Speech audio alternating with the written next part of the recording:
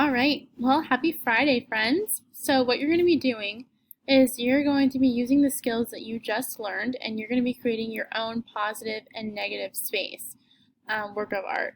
So the way that you're going to do that is you're going to watch the next video, which is a lady doing an example of a positive and negative space work of art using a tree and using patterns. Now, some of you might not want to do the patterns. I would encourage you to try to do the patterns. Some of you might not have paints or watercolor paints, or you might not be able to use them if they're too messy.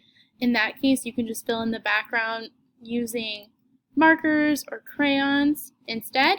But just follow along with the video.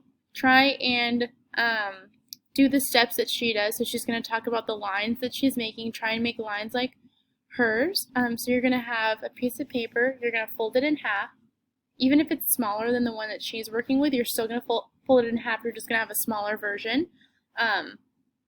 And you're going to do a positive and negative space drawing. Remember, you can pause the video if you need to. If it's going too fast, you can run it back. And so that's what you're going to be doing. So you're going to need your paint brushes, your watercolor paints, and a bowl of water or a jar of water. If you don't have those, then that's fine too. You're still going to need crayons, you're going to need markers, and you're going to need a piece of paper. Their materials list is also posted on the Seesaw instructions. So go ahead and watch the second video, and then go ahead and I'm going to ask you some questions on Seesaw as well. So I hope you have a lot of fun with this. I think it's going to be a really good project.